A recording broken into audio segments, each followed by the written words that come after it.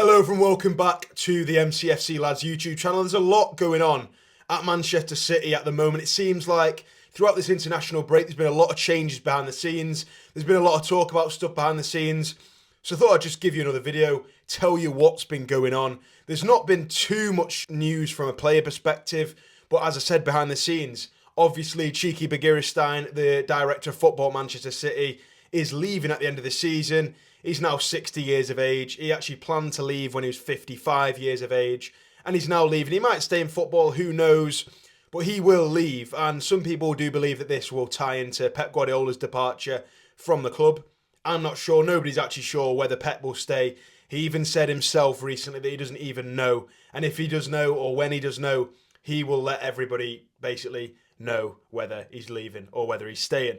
Now, for me, Pep's been here 9 years at the end of this season. I think it's, without a doubt, he'll probably stay for the Club World Cup. Obviously, that's past his current contract expiry date, but it makes sense for him to stay because obviously he achieved the Club World Cup success of last season. He qualified us for this Club World Cup by winning us the Champions League, and he's going to stay and do that. I don't think there's any doubt in any City fan's mind that he won't stay until, June, July, when that Club World Cup is. But will he stay for one more season? There's been a lot of talk. Many people actually said last season that he will be, leaving at the end of this season. This season would be his last. But I'm sure we will know very, very soon, because I don't think Pep would just leave all of a sudden. He's going to let everyone know. He's going to let his players know. He's going to let his staff know. And he's going to let the fans know. So for me, Pep, will he stay? Will he go? I think that's unconnected to Txiki leaving. But, of course, we've got Hugo Viana coming in from Sporting Lisbon. Now, for me, he's brought in a lot of good players at Sporting recently. Victor Gyökeres is one of them from Coventry. Just 20 million, I believe, and he's absolutely banging in goals. Now, I'm not saying we need him. I don't even think we'll be close to signing him. I don't think we even want to sign him. We've got Erling Haaland up front, the robot, the machine that is Erling Haaland. But what I'm saying is he's signed a lot of good players at Sporting. They're playing great football. They're doing really well. They've looked good in the Champions League this season, in the league as well, of course. And we're going to get Hugo Viana from Sporting CP. That's near enough confirmed. In fact, it is confirmed. And as of next season, he will be our director of football. And I like it.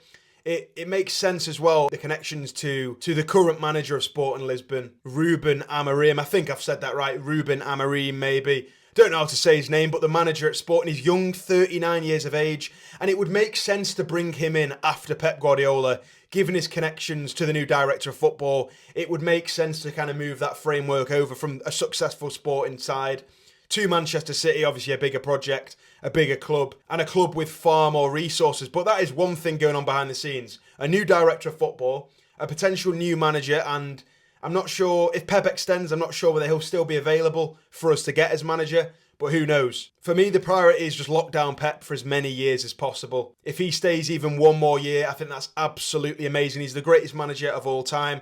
We've been fortunate enough to have him for 9 seasons. In the 8 seasons he's already done, he's won 6 Premier Leagues. He brought us our first ever European Cup, FA Cups, League Cups, galore. And this guy is, I can't even, it's hard to even describe what he's done for this club.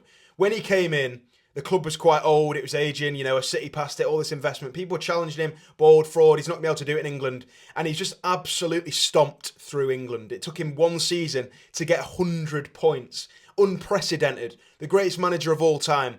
And if we can get him for just 1 more season, that would be absolutely amazing. That's the little rumours I'm hearing. He might sign 1 more season just to get to that 10-year mark. And I think he's definitely closer to leaving than staying. We all know that. He's not going to stay another 8-9 years.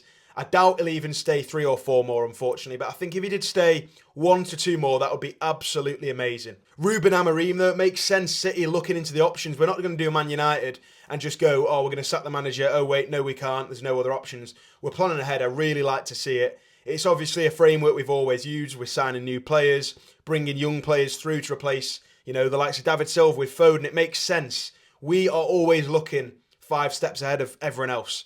Ruben Amorim is a great manager at Sporting. I'm sure the club have been looking at this guy for a while. I'm sure there's plenty of other options out there. But I like the fact that things are happening behind the scenes. When there's an inkling that Pep might be going, might not be staying, he might not be extending, we're always planning. There's always a plan B. That's what I like about this football club.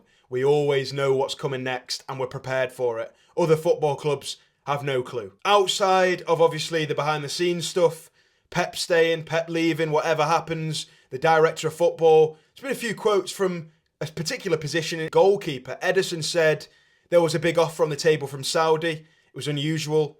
It wasn't quite what he expected to happen last summer, but he had a lot of conversations with Pep Guardiola and he decided to stay. And Ederson, I absolutely love the guy. What a goalkeeper. He's revolutionised the position. He's amazing. He's a funny guy. And I want him to stay as long as possible as well. Ederson, I love him. But Stefan Ortega is an amazing number 2. One of the best number 2s any club has ever had. To be called upon in huge moments in huge games. Heung-min Son against Spurs last season is in on goal. Could end our title hopes. And Ortega steps up as number 2. Amazing stuff. And they both come out and said, so Ederson's come out and said there was an offer on the table and he was wanting to stay. He spoke with Pep about it. Ortega's come out now and said to the German media, to the German version of Sky Sports, he said his future lies at Manchester City. There's a lot of speculation about him leaving. He obviously signed a new contract very recently. And he said for number 2s in football, in the last 2 seasons, he's played 36 games. And he said that isn't usual for a number 2. And that's a lot of games. That's about, 30-40% of our fixtures. And I really respect Ortega. He could easily move on to probably a lesser club and play every week. But he's committed to staying at City. When Ederson eventually does move on, if that happens, Ortega might be here to take his spot. If he doesn't, he's still going to have a lot of success at City. He's happy here. He's got his friends here. He's a great character. He's a sensible guy. He seems like he knows what he's doing and he's a great goalkeeper above all. So for me, it's great to hear that goalkeeper position, all the kind of stuff behind that going on has stopped now. Ederson is committed to City. Ortega is committed to City. And that's the main thing. Outside of that, there's not much talk regarding like KDB's contract, Haaland's contract. Really hope we do see extensions there. But the bottom line is there's a lot going on at City, right? There's a lot going on. I like to see it behind the scenes. There's an international break. All this stuff's been announced at a good time. It's not rushed. None of these moves are hasty. City know what's happening a few years before we do. There's a lot going on at Manchester City and it's positive stuff. If you have enjoyed this video, make sure you leave a like, subscribe, and of course leave your thoughts in the comments below. I'm going to keep these videos regular. Please leave, your comments below with what topics you want to see in them. I can talk about other stuff, obviously related to City. There's going to be loads and loads of vlogs coming, trust me. I think we've got something like 18 fixtures in 60 days. It's absolutely insane. And there's lots of content coming. So yeah, big up to everyone that supports the channel. I really, really do appreciate it. And let me know your thoughts on everything changing behind the scenes at City. I will see you in the next one.